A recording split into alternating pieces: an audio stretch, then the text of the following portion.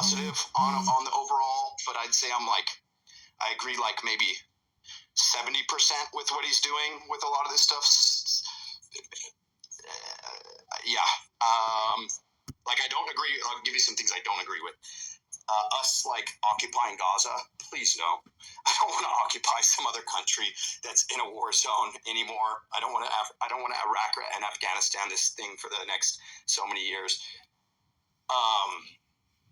What else? I think they're just posturing, though. I hope so. I think it's just because up to this point, no other nation wants to interact with that situation in Gaza, right? And so I think you say, well, if you don't want America to have basically a city-state sitting there, you better start doing something. Oh, that's interesting. That's very interesting. What else? My brain's blanking. Creechman, welcome to the stage. Hello. I'm sorry. You asked for somebody that had a bit of a different opinion on some of this, and I have twofold. I have the lucky privilege of being unemployed through, just call it cost-cutting instances. Last year, the company that I worked for had finance issues. So just like America's had over the past number of years, our economy is at wreck. Our government can't spend correctly. Cleaning house all the people that are in need. I also have the benefit of seeing some of those social services that do go on. My biggest concern is twofold. One of them is a personal reason, and the other is, are we doing this at such a rate that we don't know properly what we're cutting, how we're cutting it, and what the true long-term impacts of those are? And then the second is, and this is for myself, is that's pulling people back into the unemployment line that will negatively affect the economy. If we're adding 100, 200, 300,000 people to the unemployment lines, that's going to mess with the economy. We're going to have a cyclical downturn by creating that. So, it's interesting. The concept is get rid of them from unproductive jobs, especially when most of these government employees were working from home and we don't even know what they were doing. Now, if it's a private company and you're working from home and the private company can turn a profit and it works for them and it makes sense for them, all good. I'm totally cool with work from home. We started it. LDA has been work from home for 8 years. Way before COVID, people actually thought we were weird or shady or something 8 years ago when we told them we didn't have an office. But now it's the thing, right?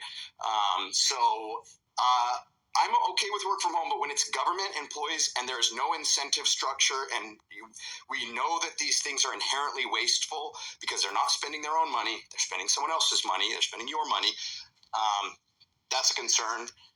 So the idea is get them out of these unproductive government jobs, which, let's start there to make sure we're on the same footing. Do you agree, Kreichman, that government jobs are probably less efficient typically than a private job? Oh, for certainly. Benefit of seeing my sister be a guidance counselor, whereas she is one of probably 10 people in the capacity that she works with. Whereas myself, I work as an analyst, and I'm one person covering probably 5 people's jobs. So yes, my company has had to be more efficient. But we do have to ask the question, do we know where we're cutting? Do we know how we're cutting? And do we know that those services that at the beginning of this call people did mention are necessary? There are necessary government agencies and positions that help people out. Are we cutting them so fast that we don't know what we're doing? That's my true concern. Yeah, it's a very valid concern. I have this opinion that maybe it would make sense to, instead of picking where there's a few ways to approach this. One is coming in with a cleaver, like they're doing now. And I look, as much as I like Elon and I'm still supportive of Trump, as much as I am, I'm sure that while they're in power, they are going to slash more of the other side's programs than their own.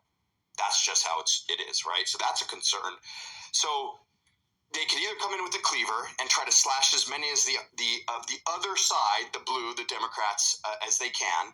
That causes concerns. They could do a blanket cut. This is what I would kind of say would be an interesting way to do it.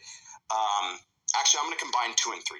So you can do a blanket cut where you say, we're just going to cut 20% of all government spending, and we're going to leave it up to the department heads to figure out how they do it.